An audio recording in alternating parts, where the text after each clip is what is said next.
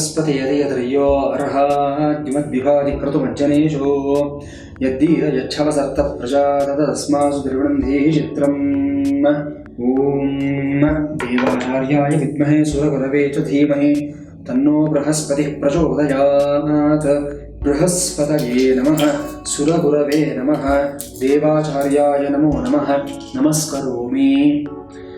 ಸಮಸ್ತ one India ವೀಕ್ಷಕ ಬಾಂಧವರಿಗೆ, ನಮ್ಮ ಧಾರ್ಮಿಕ ಮತ್ತು ಆಧ್ಯಾತ್ಮಿಕ ವಾಹಿನಿಯ ಪರಿವಾರದ ಎಲ್ಲ ಸದಸ್ಯರಿಗೂ ಸಹ ರಾಘವೇಂದ್ರ ಮೋಕ್ಷಗುಂಡಂ ಗುರೂಜಿ ಮಾಡತಕ್ಕಂತಹ ನಮಸ್ಸುಮಾಂಜಲಿಗಳು. ಹರಿ ಓಂ ತತ್ಸತ್. ಬನ್ನಿ ವೀಕ್ಷಕರೇ, ಎಂದಿನಂತೆ ಮೊದಲಿಗೆ ಇವತ್ತಿನ ಒಂದು ಪಂಚಾಂಗ ಶುದ್ಧಿಯ ಬಗ್ಗೆ ನಾವು ಮಾಹಿತಿಯನ್ನು ತಿಳಿದುಕೊಳ್ಳೋಣ. ಈ ದಿವಸ ತಾರೀಕು ಫೆಬ್ರವರಿ 2, 2017ನೇ ಇಸವಿ, ಶ್ರೀ ದುರ್ಮುಖಿ ನಾಮ ಸಂವತ್ಸರ, ಉತ್ತರಾಯಣ, ಶಿಶಿರ ಋತು, ಮಾಘ ಮಾಸ, ಶುಕ್ಲ ಪಕ್ಷ, ಷಷ್ಠಿ ತಿಥಿ, ರಾತ್ರಿ 12 ಗಂಟೆ 12 ನಿಮಿಷದವರೆಗೂ ಸಹ ಇರುತ್ತೆ. ಈ ದಿವಸ ರೇವತಿ ನಕ್ಷತ್ರ ರಾತ್ರಿ 9 ಗಂಟೆ 2 ನಿಮಿಷದವರೆಗೂ ಸಹ ಇರುತ್ತೆ. ಸಾಧ್ಯನಾಮ ಯೋಗ, ಇನ್ನು ಕೌಲವನಾಮ ಕರ್ಣ. ಇದಿಷ್ಟು ಇವತ್ತಿನ ಒಂದು ಪಂಚಾಂಗದ ವಿಚಾರಗಳಾಗಿರುತ್ತವೆ. ಇವತ್ತಿನ ರಾಹುಕಾಲ ಮಧ್ಯಾಹ್ನ 2 ಗಂಟೆ 4 ನಿಮಿಷದಿಂದ 3 ಗಂಟೆ 41 ನಿಮಿಷದವರೆಗೂ ಸಹ ಇರುತ್ತೆ. ಯಮಗಂಡ ಕಾಲ ಬೆಳಿಗ್ಗೆ 6 ಗಂಟೆ 41 ನಿಮಿಷದಿಂದ 8 ಗಂಟೆ 16 ನಿಮಿಷದವರೆಗೂ ಸಹ ಇರುತ್ತೆ. ಇವತ್ತಿನ ಸೂರ್ಯೋದಯ ಬೆಳಿಗ್ಗೆ 6 ಗಂಟೆ 49 ನಿಮಿಷಕ್ಕೆ ಸರಿಯಾಗಿ ಸಂಭವಿಸ್ತಾ ಇದೆ. ಸೂರ್ಯಾಸ್ತ ಸಾಯಂಕಾಲ 6 ಗಂಟೆ 15 ನಿಮಿಷಕ್ಕೆ ಸಂಭವಿಸ್ತಾ ಇದೆ. ಇದಿಷ್ಟು ಇವತ್ತಿನ ಮುಖ್ಯವಾದಂಥ ಪಂಚಾಂಗದ ವಿಚಾರಗಳಾಗಿರುತ್ತೆ. ಇವತ್ತಿನ ವೈಶಿಷ್ಟ್ಯ ಏನು ಅಂತಂದರೆ ಕುಮಾರ ಷಷ್ಠಿ ಅನ್ನತಕ್ಕಂಥದ್ದು. ಸುಬ್ರಹ್ಮಣ್ಯ ಸ್ವಾಮಿಗೆ ಸಂಬಂಧಪಟ್ಟಂತಹ ಷಷ್ಠಿ ಆಚರಣೆಗಳನ್ನು ನಾವು 3 ಮಾಸಗಳಲ್ಲಿ ಕಾಣ್ತೀವಿ. ಕಳೆದ 2 ಮಾಸಗಳಲ್ಲಿ ಇದನ್ನು ಮಾಡಿದ್ದೀವಿ. ಮಾರ್ಗಶಿರ ಶುದ್ಧ ಷಷ್ಠಿ, ಪುಷ್ಯ ಶುದ್ಧ ಷಷ್ಠಿ, ಅದಾದ ನಂತರ ಈಗ ಮಾಘ ಶುದ್ಧ ಷಷ್ಠಿ. ಈ ತಿಂಗಳು ಅಷ್ಟೇ ಕಳೆದ 2 ತಿಂಗಳುಗಳಲ್ಲಿ ಯಾರು ಸುಬ್ರಹ್ಮಣ್ಯ ಸ್ವಾಮಿ ಆರಾಧನೆಯನ್ನು ಮಾಡೋದಕ್ಕೆ ಆಗಿಲ್ಲ, ಅವರೆಲ್ಲರೂ ಇನ್ನೊಂದು ಅವಕಾಶ ಇದೆ, ಇವತ್ತು ಹೋಗಿ ಆ ಕುಮಾರಸ್ವಾಮಿಯ ಒಂದು ಸನ್ನಿಧಿಗೆ ಹೋಗಿ ಪೂಜೆಯನ್ನು ಮಾಡಿಕೊಂಡು ಬರಲಿ, ಎಲ್ಲವೂ ಶುಭವಾಗುತ್ತೆ, ಏನು ತೊಂದರೆ ಇರೋದಿಲ್ಲ. ಇನ್ನು ನೇರವಾಗಿ ನಾವು ರಾಶಿಫಲಕ್ಕೆ ನಾವು ತೆರಳಿದ್ದಾದಲ್ಲಿ ಇವತ್ತಿನ ರಾಶಿಫಲ ಮೊದಲಿಗೆ ಮೇಷರಾಶಿ ವಿಚಾರ ನೋಡಿದ್ದಾದಲ್ಲಿ, ಮೇಷರಾಶಿನವರಿಗೆ, ವಿಜ್ಞಾನಿಗಳಿಗೆ, ಗ್ರಂಥಪಾಲಕರಿಗೆ ಇವರೆಲ್ಲರಿಗೂ ಅಷ್ಟೇ ಇವತ್ತು ಸ್ವಲ್ಪ ನಿಮ್ಮ ಗಳಿಕೆಯಲ್ಲಿ ಇಳಿಮುಖ ಆಗ್ತಕ್ಕಂಥದ್ದು, ನಿಮ್ಮ ಒಂದು ಪ್ರಾಫಿಟ್ಸ್ನಲ್ಲಿ ಇವತ್ತು ನಿಮಗೆ ಸ್ವಲ್ಪ ಇವತ್ತು ಕಡಿಮೆ ಆಗ್ತಕ್ಕಂಥ ಸಾಧ್ಯತೆ ಕಾಣಿಸ್ತಾ ಇದೆ. ಇವತ್ತು ಉಸಿರಾಟದ ತೊಂದರೆ ಇರತಕ್ಕಂಥ ವ್ಯಕ್ತಿಗಳು, ವೀಸಿಂಗ್ ಪ್ರಾಬ್ಲಮ್ ಇರತಕ್ಕಂಥವರು, ಆಸ್ಥಮಾ ಸಮಸ್ಯೆ ಇರತಕ್ಕಂಥವರು ಸ್ವಲ್ಪ ಇವತ್ತು ಎಚ್ಚರಿಕೆಯಿಂದ ನಿಮ್ಮ ಸಮಸ್ಯೆಗಳಿಗೆ ಪರಿಹಾರವನ್ನು ಮಾಡಿಕೊಳ್ಳಿ. ಯಾವುದೇ ರೀತಿಯೂ ಅಷ್ಟೇ ಇವತ್ತು ವಿಳಂಬ ಮಾಡೋದಕ್ಕೆ ಹೋಗಬಾರ್ದು. ಇನ್ನು ಇವತ್ತು ನೀವು ಹೇಳ್ಕೋಬೇಕಾಗಿರ್ತಕ್ಕಂಥ ಮಂತ್ರ ಯಾವುದು ಅಂದರೆ ಜೈತ್ರಾಯ ಜಾನಕಿ ವಲ್ಲಭಾಯ ನಮಃ. ಈ ಮಂತ್ರವನ್ನು 24 ಬಾರಿ ಜಪವನ್ನು ಮಾಡ್ಕೋಬೇಕಾಗುತ್ತೆ. ಇವತ್ತಿನ ವಿಶೇಷವಾದ ಪರಿಹಾರ ಅಂತಂದರೆ ತುಪ್ಪದ ದೀಪವನ್ನು ಹಚ್ಚಿಡತಕ್ಕಂಥದ್ದು. ನಿಮ್ಮ ಮನೆದೇವರ ಒಂದು ಸನ್ನಿಧಾನದಲ್ಲಿ ಜೋಡಿ ತುಪ್ಪದ ದೀಪಗಳನ್ನು ಹಚ್ಚಿ, ಅದಾದ ನಂತರ ಇವತ್ತಿನ ದಿವಸ ನೀವೆಲ್ಲ ಕುಳಿತುಕೊಂಡು ಯಥಾಶಕ್ತಿ ಒಂದು ಮನೆದೇವರ ಸ್ಮರಣೆಯನ್ನು ಮಾಡಿದ್ದಾದಲ್ಲಿ ಒಳ್ಳೆಯ ಫಲಿತಾಂಶ ಕಂಡುಕೊಳ್ತೀರಾ. ವೃಷಭ ರಾಶಿ ವಿಚಾರ ನೋಡಿದಾದರೆ ಇವತ್ತು ಅವಿವಾಹಿತರಿಗೆ ಇವತ್ತು ಸ್ವಲ್ಪ ಆಲೋಚನಾರಹಿತವಾದಂಥ ಮಾತುಗಳು, ಯಾವುದೋ ಜ್ಞಾನದಲ್ಲಿ ಮಾತುಗಳನ್ನು ಹಾಡಿಬಿಡ್ತಕ್ಕಂಥದ್ದು, ನಂತರ ಪೇಚಾಡುವಂಥ ಒಂದು ಸಂದರ್ಭ ತಂದುಕೊಡ್ತೀರಾ. ಸ್ವಲ್ಪ ಎಚ್ಚರಿಕೆ ಇದ್ದರೆ, ಸ್ವಲ್ಪ ಜವಾಬ್ದಾರಿ ಇದ್ದರೆ ಒಳ್ಳೆಯದಾಗುತ್ತೆ. ಇನ್ನು ವಿಶೇಷವಾಗಿ ಇವತ್ತೇನಂತಂದರೆ ನಿಮ್ಮ ಬುದ್ಧಿಶಕ್ತಿ ಭಗವಂತ ಸಾಕಷ್ಟು ಕೊಟ್ಟಿರ್ತಾನೆ. ವೃಷಭ ರಾಶಿಯವರಿಗೆ ಸ್ವಲ್ಪ ದೈಹಿಕ ಪರಿಶ್ರಮದಲ್ಲಿ ಮಾತ್ರ ಹಿಂದಾಗ್ತಾ ಇರ್ತೀರಿ, ಯಾವಾಗಲೂ ಅಷ್ಟೇ ಹಿಂದೇಟು ಹಾಕ್ತಕ್ಕಂಥದ್ದು. ಇವತ್ತು ನಿಮ್ಮ ಒಂದು ಬುದ್ಧಿಶಕ್ತಿ, ದೈಹಿಕ ಪರಿಶ್ರಮ ಎರಡನ್ನು ಸೇರಿಸ್ಕೊಂಡು ಮುನ್ನುಗ್ತೀರಾ. ಅಂದರೆ ಮನೋಬಲಕ್ಕೆ ಒಂದು ಪ್ರಯತ್ನ ಅನ್ನೋದು ಎಷ್ಟು ಮುಖ್ಯ ಅನ್ನೋದು ಇವತ್ತು ನೀವು ಕಾರ್ಯಗತ ಮಾಡಿ ತೋರಿಸ್ತಕ್ಕಂಥ ದಿವಸ ಆಗಿರುತ್ತೆ. ಚೆನ್ನಾಗಿದೆ, ಒಳ್ಳೆ ವಿಶೇಷವಾದ ವಿಚಾರಗಳನ್ನು ನೀವೇ ಅರಿತುಕೊಳ್ತಕ್ಕಂಥದ್ದು, ನಿಮ್ಮ ಪೊಟೆನ್ಷಿಯಲ್ ಏನು ಅಂತ ನೀವು ಅರ್ಥ ಮಾಡ್ಕೊಳ್ತಕ್ಕಂಥ ದಿವಸ ಆಗಿರುತ್ತೆ. ಇವತ್ತು ನೀವು ಹೇಳ್ಕೋಬೇಕಾಗಿರ್ತಕ್ಕಂಥ ಮಂತ್ರ ಯಾವುದು ಅಂದರೆ ನಿತ್ಯಪುಷ್ಟಾಯೈ ಸುಧಾಯೈ ನಮಃ. ಈ ಮಂತ್ರವನ್ನು 18 ಬಾರಿ ಜಪವನ್ನು ಮಾಡ್ಕೋಬೇಕಾಗುತ್ತೆ. ಇವತ್ತಿನ ವಿಶೇಷವಾದ ಪರಿಹಾರ ಅಂತಂದರೆ ಗೋಪೂಜೆಯನ್ನು ಮಾಡತಕ್ಕಂಥದ್ದು. ಸವತ್ಸ ಸಹಿತ ಧೇನು, ಕರುವಿನ ಸಮೇತ ಇರತಕ್ಕಂಥ ಒಂದು ಹಸುವಿಗೆ ದಂಪತಿ ಸಮೇತವಾಗಿ ನೀವು ಪೂಜೆಯನ್ನು ಮಾಡಿ ಒಂದು ಪಂಚಗವ್ಯ ಸೇವನೆಯನ್ನು ಮಾಡೋದ್ರಿಂದ ಎಲ್ಲವೂ ಶುರುವಾಗುತ್ತೆ. ಮಿಥುನ ರಾಶಿ ವಿಚಾರ ನೋಡಿದ್ದಾದರೆ ಇವತ್ತು ಪ್ರಾಣಿ ವೈದ್ಯರುಗಳಿಗೆ ಮತ್ತು ಒಂದು ಕ್ರೀಡಾಪಟುಗಳಿಗೆ ಇವತ್ತು ಹಿತಶತ್ರುಗಳಿಂದ ತೊಂದರೆ ಆಗ್ತಕ್ಕಂಥ ಸಾಧ್ಯತೆ, ಸ್ವಲ್ಪ ಎಚ್ಚರಿಕೆಯಿಂದ ಇರಬೇಕು. ಅದೇ ಪ್ರಕಾರ ಇವತ್ತು ಬೇರೆಯವರಿಗೋಸ್ಕರವಾಗಿ ನಿಮ್ಮ ನಡೆ ನುಡಿ ಸ್ವಭಾವ ಎಲ್ಲವನ್ನ ಬದಲಾವಣೆ ಮಾಡ್ಕೊಳ್ಳೋದಕ್ಕೆ ಸ್ವಲ್ಪ ಪ್ರಯತ್ನವನ್ನು ಮಾಡ್ತೀರಾ. ಆ ವ್ಯಕ್ತಿ ಜೊತೆ ಇರತಕ್ಕಂಥ ಅನುಬಂಧಕ್ಕೆ ನೀವು ಕೊಡ್ತಾ ಇರತಕ್ಕಂಥ ಮೌಲ್ಯ, ನೀವು ಕೊಡ್ತಾ ಇರತಕ್ಕಂಥ ಒಂದು ಸ್ಥಾನ ಏನು ಅನ್ನೋದು ಇದರಲ್ಲೇ ಗೊತ್ತಾಗುತ್ತೆ. ಅವರು ಗುರುತಿಸ್ತಾರೆ. ಆ ಗುರುತಿಸಬೇಕು ಅಂತಂದರೆ ಒಂದು ಹಂತದ ನಾವು ಗೆಲ್ಲಬೇಕು ಅಂದರೆ ಸಂಬಂಧದಲ್ಲಿ ಒಂದು ಹಂತದಲ್ಲಿ ಸೋಲ್ಲೇಬೇಕಾಗುತ್ತೆ. ಖಂಡಿತ ಇದು ಸೋಲಲ್ಲ. ನಿಮ್ಮನ್ನು ನೀವು ಬದಲಾವಣೆ ಮಾಡ್ಕೊಳ್ತೀರಾ ಅಂದರೆ ಅದಕ್ಕಿಂತ ದೊಡ್ಡ ಗೆಲುವು ಯಾವುದೂ ಇರೋದಿಲ್ಲ. ವಿಶೇಷವಾದಂಥ ದಿವಸ ಮಿಥುನ ರಾಶಿನವರಾಗಿರುತ್ತೆ. ಇವತ್ತು ನೀವು ಹೇಳ್ಕೋಬೇಕಾಗಿರ್ತಕ್ಕಂಥ ಮಂತ್ರ ಯಾವುದು ಅಂತಂದರೆ ಅಮೃತಾಂಶಾಯ ಅನಾಮಯಾಯ ನಮಃ. ಈ ಮಂತ್ರವನ್ನು 9 ಬಾರಿ ಜಪವನ್ನು ಮಾಡ್ಕೋಬೇಕಾಗುತ್ತೆ. ಇನ್ನು ಇವತ್ತಿನ ವಿಶೇಷವಾದ ಪರಿಹಾರ ಅಂತಂದರೆ ಸೂರ್ಯದೇವರ ಉಪಾಸನೆಯನ್ನು ಮಾಡ್ತಕ್ಕಂಥದ್ದು. ಸೂರ್ಯ ನಮಸ್ಕಾರ ಮಾಡಿ, ಇಲ್ಲ ಅಂತಂದರೆ ಸೂರ್ಯದೇವರಿಗೆ ಅರ್ಘ್ಯವನ್ನು ಕೊಡ್ತಕ್ಕಂಥದ್ದು, ಸೂರ್ಯದೇವರಿಗೆ ಸಂಬಂಧಪಟ್ಟಂತೆ ಏನಾದರೂ ಸ್ತೋತ್ರಗಳನ್ನು ಹೇಳ್ಕೊಡ್ತಕ್ಕಂಥದ್ದು, ಇದನ್ನು ಮಾಡಿ ಶುಭವಾಗುತ್ತೆ. ಕರ್ಕಾಟಕ ರಾಶಿ. ಕರ್ಕಾಟಕ ರಾಶಿ ವಿಚಾರ ನೋಡಿದ್ದಾದರೆ ಇವತ್ತು ಕುಟುಂಬಕ್ಕೋಸ್ಕರವಾಗಿ ಹೆಚ್ಚಿನ ಸಮಯವನ್ನು ನೀವು ಮೀಸಲಿಡತಕ್ಕಂಥದ್ದು. ಇವತ್ತು ಮನೆಯಲ್ಲಿ ಎಲ್ಲರಿಗೂ ನೀವು ಬೇಕಾಗ್ತೀರಾ, ಎಲ್ಲರೂ ಏನಾದರೂ ಒಂದು ಕೆಲಸ ಮಾಡಿಕೊಡಿ ಅಂತ ಕೇಳ್ತಾರೆ. ಪ್ರತಿಯೊಬ್ಬರ ಒಂದು ಬೇಕು ಬೇಡಗಳನ್ನು ನೀವೇ ನೋಡಬೇಕಾಗಿರ್ತಕ್ಕಂಥ ಒಂದು ದಿವಸ ಆಗಿರುತ್ತೆ. ಒಳ್ಳೆಯದೇ, ಏನೂ ತೊಂದರೆ ಇಲ್ಲ. ಸ್ವಲ್ಪ ಮಟ್ಟಿಗೆ ಇವತ್ತೇನಂತಂದರೆ ವಿದ್ಯಾರ್ಥಿಗಳಿಗೆ ಮಾತ್ರ ವಿದ್ಯಾಭಂಗ, ಅಭ್ಯಾಸಕ್ಕೆ ಕೊರತೆ ಆಗ್ತಕ್ಕಂಥ ಸಾಧ್ಯತೆಗಳು. ಓದಬೇಕು ಅಂತ ಕೂತ್ಕೊಳ್ತೀರಾ, ಮೊಬೈಲ್ನಲ್ಲಿ ಮೆಸೇಜ್ ಬರ್ತಾನೆ ಇರುತ್ತೆ, ವಾಟ್ಸಾಪ್ನಲ್ಲಿ 1-2 ನೋಡ್ಬಿಡೋಣ ಅಂತ ಕೂತ್ಕೊಳ್ತೀರಾ, ರಿಪ್ಲೈ ಮಾಡಬೇಕು ಅಂತ ಮನಸ್ಸು ಹೋಗುತ್ತೆ. ಅದನ್ನು ಮಾಡ್ತಾ ಮಾಡ್ತಾ ಮಾಡ್ತಾ ಆ ಚಾಟಿಂಗ್ನಲ್ಲೇ ದಿನ ಎಲ್ಲ ಕಳೆದು ಹೋಗುತ್ತೆ. ಒಟ್ಟಿನಲ್ಲಿ ವಿದ್ಯಾಭ್ಯಾಸ ನಿಮ್ಮ ಒಂದು ಸಾಧನೆ ಅನ್ನೋದು 0 ಆಗಿರುತ್ತೆ. ಬರೀ ಸಮಯ ಕಳೆದಿದ್ದು ಮಾತ್ರ ಆಗೋಗಿರುತ್ತೆ. ಆ ಒಂದು ಡಿಸ್ಟ್ರಾಕ್ಷನ್ಸ್ ಇರುತ್ತಲ್ಲ, ಮೊದಲನೇ ಹಂತದಲ್ಲಿ ಬಂದಾಗಲೇ ಆ ಡಿಸ್ಟ್ರಾಕ್ಷನಿಂದ ದೂರ ಆಯಿತು ವೈಫೈ ಆಫ್ ಮಾಡಿಬಿಟ್ರೆ ಎಲ್ಲವೂ ಶುಭವಾಗುತ್ತೆ ವಿದ್ಯಾರ್ಥಿಗಳಿಗೆ. ಇವತ್ತು ನೀವು ಹೇಳ್ಕೋಬೇಕಾಗಿರ್ತಕ್ಕಂಥ ಮಂತ್ರ ಯಾವುದು ಅಂತಂದರೆ ಸುರಾಧಿಪಾಯ ಸನಾತನಾಯ ನಮಃ. ಈ ಮಂತ್ರವನ್ನು 23 ಬಾರಿ ಜಪವನ್ನು ಮಾಡ್ಕೋಬೇಕಾಗುತ್ತೆ. ಇವತ್ತಿನ ಪರಿಹಾರ ನಿಮಗೆ ಅಂತಂದರೆ ದೀಪದಾನವನ್ನು ಕೊಡತಕ್ಕಂಥದ್ದು. ನಿಮ್ಮ ಯಥಾಶಕ್ತಿ ಮಣ್ಣಿನ ದೀಪ ಆಗ್ಬೋದು, ಕಂಚಿನ ದೀಪ ಆಗ್ಬೋದು, ಅಥವಾ ಒಂದು ಬೆಳ್ಳಿ ದೀಪ ಆಗ್ಬೋದು, ಸೂಕ್ತವಾದ ವ್ಯಕ್ತಿಗಳಿಗೆ ದಾನ ಕೊಡಿ, ಶುಭವಾಗುತ್ತೆ. ಇನ್ನು ಸಿಂಹರಾಶಿ ವಿಚಾರ ನೋಡಿದ್ದಾದಲ್ಲಿ ಇವತ್ತಿನ ದಿವಸ ಸ್ವಲ್ಪ ಹೊಂದಾಣಿಕೆಯ ಕೆಲಸದ ಮಹತ್ವ ಏನು ಅಂತ ನೀವು ಅರ್ಥ ಮಾಡ್ಕೊಳ್ತಕ್ಕಂಥ ದಿವಸ ಇವತ್ತಾಗಿರುತ್ತೆ. ಯಾವುದೇ ಕೆಲಸ ಆಗಲಿ, ಯಾವುದೇ ಉದ್ಯಮ ಆಗಲಿ, ಯಾವುದೇ ಆಫೀಸ್ ಆಗಲಿ, ಅಲ್ಲಿ ನಾವು ಯಾವತ್ತೂ ಅಷ್ಟೇ ಅನುಸರಿಸ್ಕೊಂಡು ಒಬ್ರಿಗೊಬ್ರು ನಾವು ಹೋಗಬೇಕಾಗುತ್ತೆ. ಒಂದು ಸಲ ಅವ್ರ ತಪ್ಪಿರುತ್ತೆ, ಒಂದು ಸಲ ನಮ್ಮ ತಪ್ಪಿರುತ್ತೆ. ತಪ್ಪನ್ನು ಸಾಧನೆ ಮಾಡ್ತಕ್ಕಂಥದ್ದೆಲ್ಲ ಕೆಲಸ ಆಗುತ್ತಾ ಇಲ್ವಾ, ಅದು ಫಲಿತಾಂಶ ಬಂತಾ ಇಲ್ವಾ ಅಂತ ನಾವು ನೋಡಬೇಕಾಗುತ್ತೆ. ಇದು ವಿಶೇಷವಾದ ದಿವಸ ಇವತ್ತಾಗಿರುತ್ತೆ ನಿಮಗೆ. ಇನ್ನು ಇವತ್ತು ಹೇರಳವಾದಂಥ ಧನಲಾಭ, ಸಾಕಷ್ಟು ನಿಮಗೆ ಆರ್ಥಿಕವಾಗಿ ಅಭಿವೃದ್ಧಿ ಆಗ್ತಕ್ಕಂಥ ದಿವಸ ಆಗಿರುತ್ತೆ. ಆದ್ರೂ ಹಲವಾರು ಕಮಿಟ್ಮೆಂಟ್ಗಳು, ಹಲವಾರು ತೊಡಕುಗಳನ್ನು ಮಾಡ್ಕೊಂಡ್ಬಿಟ್ಟಿರ್ತೀರ. ಅದೆಲ್ಲವನ್ನ ನಿವಾರಣೆ ಮಾಡ್ಕೊಳ್ಳೋದ್ರಲ್ಲಿ ಒಂದು ರೀತಿಯಲ್ಲಿ ಇವತ್ತು ನಿಮಗೆ ನಿಲ್ ಬ್ಯಾಲೆನ್ಸ್ ತೋರಿಸುವಂಥ ದಿವಸ ಆಗ್ಬಿಟ್ಟಿರುತ್ತೆ. ಎಷ್ಟೋ ದುಡ್ಡು ಬಂತು, ಅಷ್ಟು ದುಡ್ಡು ಹೋಯಿತು, ಒಟ್ಟಿನಲ್ಲಿ ಏನೂ ಇಲ್ಲ ಅನ್ನೋ ಥರ ದಿವಸ ಆಗ್ಬಿಟ್ಟಿರುತ್ತೆ.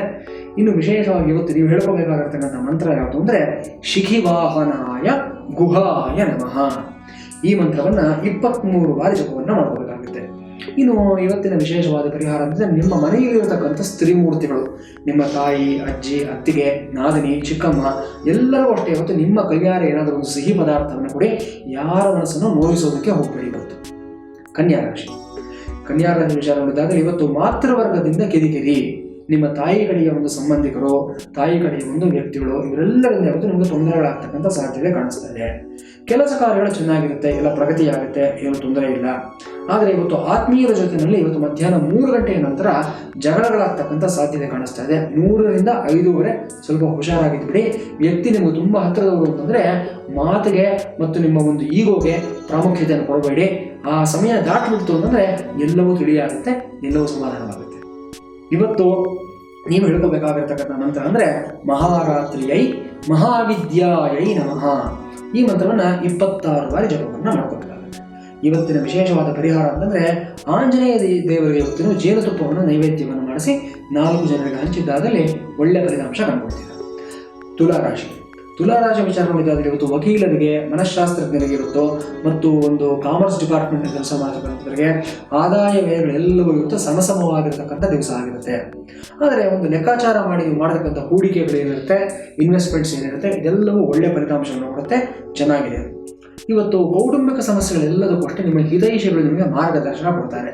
ಯಾರೋ ಒಬ್ರು ದೊಡ್ಡವರು ಬಂದ್ಬಿಟ್ಟು ನೋಡಯ್ಯ ಭಾಳ ದಿವಸದಿಂದ ಕಷ್ಟಪಡ್ತಾ ಇದೆಯಾ ಈ ವಿಚಾರದಲ್ಲಿ, ಯಾಕೆ ಇಷ್ಟೊಂದು ತೊಂದರೆ ಮಾಡ್ಕೊಳ್ತೀಯ ನೀನು, ಇಷ್ಟೇ ಇಲ್ಲ ಆಗಬೇಕಾಗಿರೋದು ನೋಡು, ಈ ಸಣ್ಣ ಪರಿಹಾರ ಮಾಡು ಎಲ್ಲವೂ ಸರೋಗುತ್ತೆ ಅಂತ ಅವರ ಅನುಭವದಿಂದ ಹೇಳ್ತಾರೆ. ಅದನ್ನು ಅನುಸರಿಸಿ ತುಂಬ ಚೆನ್ನಾಗಿರುತ್ತೆ. ಇವತ್ತು ತುಲಾರಾಶಿಯವರು ಹೇಳ್ಕೋಬೇಕಾಗಿರತಕ್ಕಂಥ ಮಂತ್ರ ಅಂದರೆ ಉಗ್ರಸಿಂಹಾಯ ಮಹಾಬಲಾಯ ನಮಃ. ಈ ಮಂತ್ರವನ್ನು 48 ಬಾರಿ ಜಪವನ್ನು ಮಾಡ್ಕೋಬೇಕಾಗುತ್ತೆ. ಇನ್ನು ಇವತ್ತಿನ ವಿಶೇಷವಾದ ಪರಿಹಾರ ನಿಮಗೆ ಅಂತಂದರೆ ಮನೆಯ ಹತ್ತಿರದಲ್ಲಿರತಕ್ಕಂಥ ಒಂದು ಸ್ತ್ರೀ ದೇವತೆಯ ಸನ್ನಿಧಾನಕ್ಕೆ ಹೋಗ್ಬಿಟ್ಟು ಅಲ್ಲಿ ಅರ್ಚನೆಯನ್ನು ಮಾಡಿಸ್ಬಿಟ್ಟು ಕುಂಕುಮಾರ್ಚನೆ ಮಾಡಿರ್ತಕ್ಕಂಥ ಕುಂಕುಮವನ್ನು ಒಂದು ಸಣ್ಣ ಪೊಟ್ಟಣದಲ್ಲಿ ಕಟ್ಕೊಂಡು ಜೇಬಲ್ಲಿ ಇಟ್ಕೊಂಡು ಬನ್ನಿ, ಎಲ್ಲವೂ ಶುರುವಾಗುತ್ತೆ. ವೃಶ್ಚಿಕ ರಾಶಿ ವಿಚಾರ ನೋಡಿದಾಗಲಿ ಇವತ್ತಿನ ದಿವಸ ಶಸ್ತ್ರಚಿಕಿತ್ಸೆಗೆ ಒಳಗಾಗತಕ್ಕಂಥ ವ್ಯಕ್ತಿಗಳಿಗೆ ಇವತ್ತು ಶುಭವಾಗತಕ್ಕಂಥ ದಿವಸ ಆಗಿರುತ್ತೆ.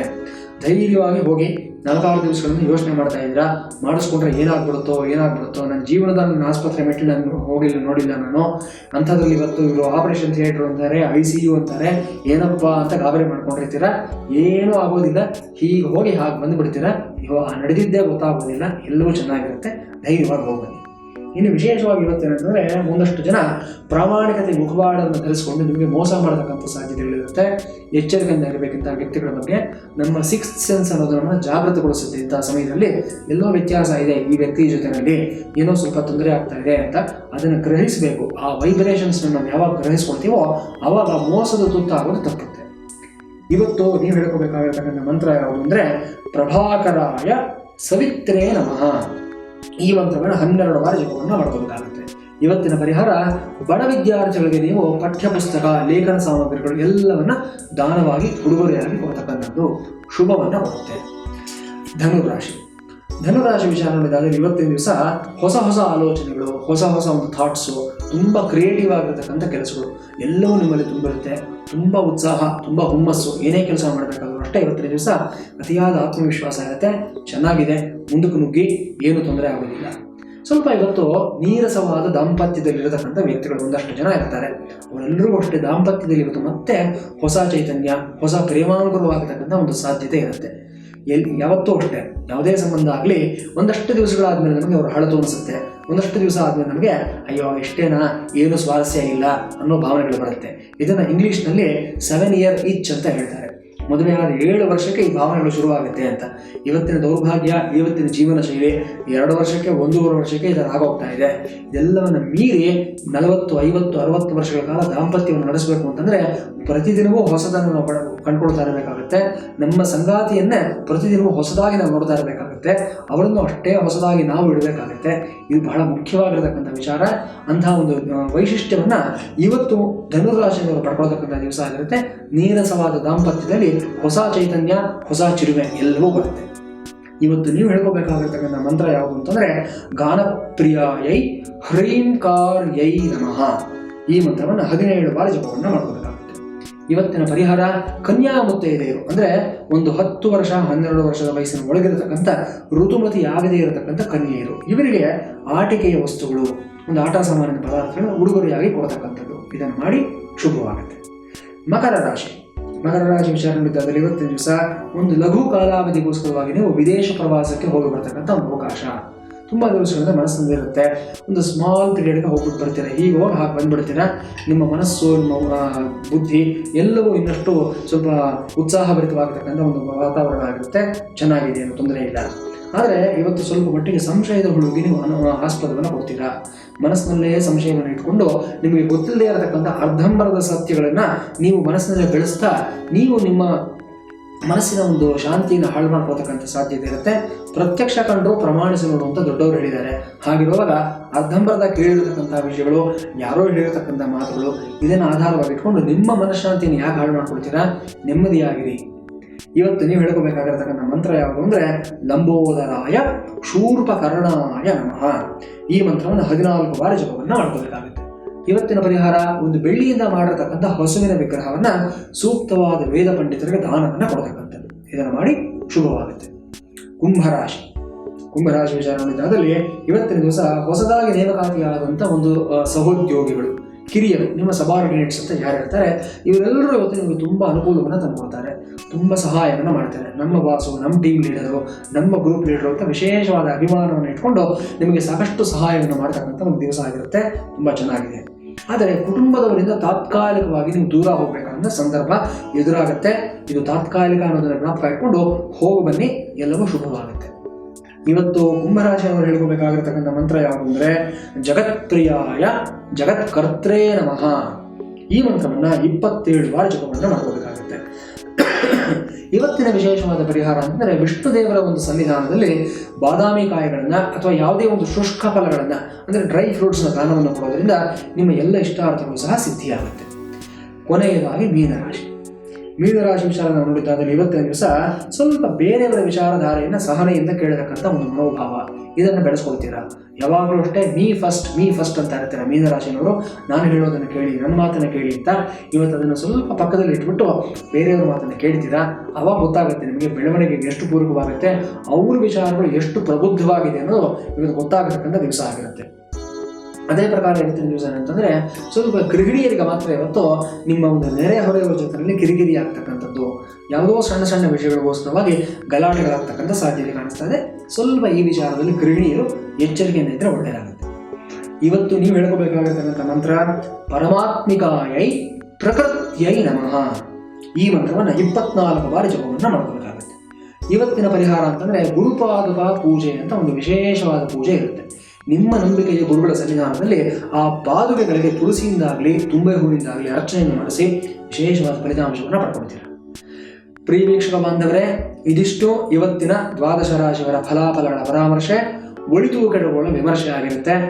ಆದಿತ್ಯಾದಿ ನವಗ್ರಹ ದೇವತೆಗಳು, ನಿಮ್ಮ ಇಷ್ಟ ದೇವತೆಗಳು, ಕುಲದೇವತೆಗಳು, ಗ್ರಾಮ ದೇವತೆಗಳು ಎಲ್ಲರೂ ನಿಮಗೆ ಸನ್ಮಾನಗಳನ್ನು ಉಂಟು ಮಾಡಲಿ. ಇಡೀ ದಿವಸ ನಿಮಗೆ ಶುಭದಾಯಕವಾಗಿರಲಿ, ಹರ್ಷದಾಯಕವಾಗಿರಲಿ ಅಂತ ಹಾರೈಸ್ತಾ ಇದ್ದೀನಿ. ಕಾರ್ಯಕ್ರಮವನ್ನು ಸಮಾಪ್ತಿ ಮಾಡೋದಕ್ಕೆ ಮೊದಲು ಇವತ್ತಿನ ಸುಭಾಷಿತ ಈ ಪ್ರಕಾರವಾಗಿ ಇದೆ. ಉಷಶಂಸು ಗಾರ್ಗ್ಯಸ್ತು ಶಕುನಂತು ಬೃಹಸ್ಪತಿ ಮನೋಜಯಂತು ಮಾಂಡವ್ಯಃ ವಿಪ್ರವಾಕ್ಯೋ ಜನಾರ್ದನಃ. ಏನು ಹೇಳಿದ್ದಾರೆ ಋಷಿಗಳು, ಕವಿಗಳು ಈ ಒಂದು ಸುಭಾಷಿತದಲ್ಲಿ ಅಂತಂದರೆ, ಪ್ರಯಾಣಕ್ಕೆ ಸಂಬಂಧಪಟ್ಟ ಹಾಗೆ ನಮಗೆ ಸಾಕಷ್ಟು ಗೊಂದಲಗಳು ಇರುತ್ತವೆ. ಯಾವ ಸಮಯದಲ್ಲಿ ಪ್ರಯಾಣವನ್ನು ಮಾಡಬೇಕು, ಯಾವಾಗ ಬಿಡಬೇಕು ಅಂತ. ಎಷ್ಟೋ ಬಾರಿ ನಾವು ನೋಡ್ತಾ ಇರ್ತೀವಿ, ಟಿಕೆಟ್ ಬುಕ್ ಮಾಡಿಸ್ಬಿಟ್ಟಿರ್ತೀವಿ. ಯಾರೋ ಬಂದು ಹೇಳ್ತಾರೆ, ಅಯ್ಯೋ ಅಮಾವಾಸ್ಯೆ ದಿವಸ ಟಿಕೆಟ್ ಬುಕ್ ಮಾಡಿಸ್ಬಿಟ್ಟಿದ್ದೀರಾ, ಅಷ್ಟು ಗೊತ್ತಾಗೋದಿಲ್ವ ನಿಮಗೆ, ಮಂಗಳವಾರ ದಿವಸ ಯಾರಾದರೂ ಹೋಗ್ತಾರಾ, ನವಮಿ ದಿವಸ ಪ್ರಯಾಣ ಮಾಡ್ತಾರಾ ಅಂತ ಹೇಳ್ತಾರೆ. ಲಾಸ್ಟ್ ಮಿನಿಟ್ನಲ್ಲಿ ತಿಳ್ಕೊಳ್ಳೋದ್ರಿಂದ ಆಗೋದೇನೂ ಇಲ್ಲ. ಟಿಕೆಟ್ ಕ್ಯಾನ್ಸಲ್ ಮಾಡಿ ಒಂದಷ್ಟು ಹಣವನ್ನು ಕಳ್ಕೋಬೇಕಾಗುತ್ತೆ, ರೀಫಂಡ್ ಕೂಡ ಸಿಗೋದಿಲ್ಲ. ಇಲ್ಲಿ ಏನು ಮಾಡಬೇಕು ನಾವು ಅಂತಂದರೆ, ಅನಿವಾರ್ಯವಾದ ಸಂದರ್ಭದಲ್ಲಿ ಗ್ರಹಿಸಬೇಕಾದಂಥ ಮುಹೂರ್ತಗಳು. ಯಾವಾಗ ನಾವು ಈ ರೀತಿ ಅನಿವಾರ್ಯವಾಗಿ ನಮ್ಮ ಎಲ್ಲ ಒಂದು ಪ್ರಯಾಣ ಸಿದ್ಧತೆ ಆಗಿಬಿಟ್ಟಿದೆ, ಬೇರೆ ದಾರಿ ಇಲ್ಲ, ಹೋಗಲೇಬೇಕು ಅನ್ನುವಾಗ 4 ವಿಚಾರಗಳನ್ನ ಹೇಳಿದ್ದಾರೆ ಶಾಸ್ತ್ರದಲ್ಲಿ. ಯಾವುದು ಅಂದರೆ, ಒಂದು ಉಷಶಂಸ ಗಾರ್ಗ್ಯಸ್ತು ಅಂತ ಹೇಳಿದ್ದಾರೆ. ಗರ್ಗ ಮಹರ್ಷಿಗಳು ಹೇಳ್ತಾರೆ, ಉಷಃಕಾಲ, ಪ್ರಾತಃ ಕಾಲ, ಅರುಣೋದಯ ಕಾಲದಲ್ಲಿ ನಾವು ಪ್ರಯಾಣವನ್ನು ಮಾಡಿದ್ದ ಅಂತೇಳಿ ಯಾವ ದೋಷವೂ ಇರೋದಿಲ್ಲ. ಯಾವುದು ಉಷಃಕಾಲ ಅಂತಂದರೆ ಬೆಳಿಗ್ಗೆ 4 ಗಂಟೆಯಿಂದ 6 ಗಂಟೆಯ ಸಮಯದಲ್ಲಿ. ಈ ಸಮಯದಲ್ಲಿ ನೀವು ಪ್ರಯಾಣ ಮಾಡಿದ್ದರೆ ಯಾವುದೇ ದೋಷ ಇರೋದಿಲ್ಲ. ಶಕುನಂತು ಬೃಹಸ್ಪತಿ ಅಂತ ಬೃಹಸ್ಪತಿ ಆಚಾರ್ಯರು ಹೇಳ್ತಾರೆ, ಏನು ಶುಭ ಶಕುನವನ್ನು ತೆಗೆದುಕೊಂಡು ಹೋಗಿ. ಎಷ್ಟೋ ಮನೆಗಳಲ್ಲಿ ಇವತ್ತು ನಾವು ನೋಡ್ತಾ ಇದ್ದೀವಿ, ಮನೆಯಿಂದ ಹೊರಗಡೆ ಹೊರಡೋದಕ್ಕೆ ಮೊದಲು ಮನೆಯ ಹೆಣ್ಣುಮಕ್ಕಳನ್ನ ಎದುರು ಬರಬೇಕು ಅಂತ ಹೇಳ್ತಾರೆ.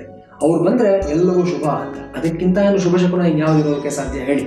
ನಮ್ಮ ಮನೆಯ ಮುತ್ತೈದರು, ನಮ್ಮ ಮನೆಯ ಕನ್ಯಾಮಣಿಗಳು, ಇವರು ನಮ್ಮ ಎದುರು ಬಂತು ಅಂತಂದರೆ ಜಯ ಸಿಕ್ತು ಅಂತಲೇ ಅರ್ಥ. ಈ ಥರ ಶುಭ ಶಕುನಗಳನ್ನು ಸ್ವೀಕಾರ ಮಾಡಿ ಪ್ರಯಾಣಕ್ಕೆ ಹೊರಡ್ಬೋದು. ಮನೋಜಯಂತು ಮಾಂಡವ್ಯ ಅಂತ ಮಾಂಡವ್ಯ ಮಹರ್ಷಿಗಳು ಏನು ಹೇಳ್ತಾರೆ ಅಂತಂದರೆ, ಮನಸ್ಸಿಗೆ ಯಾವಾಗ ಹೋಗಬೇಕು ಅಂತ ಅನಿಸುತ್ತೆ, ಮನಸ್ಸು ಯಾವಾಗ ಗಟ್ಟಿ ಇರುತ್ತೋ ಆವಾಗಲೇ ಹೋಗಿ, ಏನೂ ತೊಂದರೆ ಇಲ್ಲ. ರಾಹುಕಾಲವನ್ನು ನೋಡಬೇಡಿ, ಯಮಗಂಡ ಕಾಲವನ್ನು ನೋಡಬೇಡಿ ಅಂತ ಹೇಳ್ತಾರೆ. ಸಮಸ್ಯೆ ಅಂತಂದರೆ 100ಕ್ಕೆ 99 ಜನಗಳಿಗೆ ಈ ಮನಸ್ಸು ಗಟ್ಟಿ ಇರೋದಿಲ್ಲ. ಹಾಗಾಗಿ ಇದನ್ನು ಗ್ರಹಿಸುವುದು ಸ್ವಲ್ಪ ಕಷ್ಟ ಆಗುತ್ತೆ. ವಿಪ್ರವಾಕ್ಯೋ ಜನಾರ್ದನ ಅಂತ ಕೊನೆಯದಾಗಿ ಜನಾರ್ದನ ಮಹರ್ಷಿಗಳು ಏನು ಹೇಳ್ತಾರೆ ಅಂತಂದರೆ, ನಿಮ್ಗೆ ಏನೂ ಗೊತ್ತಾಗೋದಿಲ್ಲ ಅಂತಂದರೆ ಮನೆ ಬಳಿ ಇರತಕ್ಕಂಥ ಒಬ್ಬ ವಿಪ್ರರು, ಒಬ್ಬ ಪಂಡಿತರು, ಇವ್ರ ಬಳಿಗೆ ಹೋಗ್ಬಿಟ್ಟು ಅವ್ರ ಮಾತನ್ನು ಕೇಳಿ, ಅವರು ನಿಮ್ಮ ನಕ್ಷತ್ರ, ನಿಮ್ಮ ರಾಶಿಗೆ ಅನುಗುಣವಾಗಿ ಯಾವ ಸಮಯ ಸರಿ ಅಂತ ಹೇಳ್ತಾರೋ ಆ ಸಮಯದಲ್ಲಿ ಹೋಗಿ ಪ್ರಯಾಣ ಸುಖಕರವಾಗಿರುತ್ತೆ ಅಂತ ತಿಳಿಸ್ಕೊಡ್ತಾ ಇದ್ದಾರೆ. ಇದಿಷ್ಟು ವಿಚಾರಗಳನ್ನು ನಮಗೆ ತಿಳಿಸ್ತಾ ಮತ್ತೆ ನಾಳಿನ ಸಂಚಿಕೆಯಲ್ಲಿ ಭೇಟಿಯನ್ನು ಮಾಡೋಣ. ಅಲ್ಲಿವರೆಗೂ ಒಂದು ಅಲ್ಪ ವಿರಾಮ. ಭದ್ರಂ ಕಲ್ಯಾಣಂ ಮಂಗಳಂ ಶಿವಂ ಶುಭಂ ಶೋಭನಂ. ಹರಿ ಓಂ. ಸ್ವಸ್ತಿ.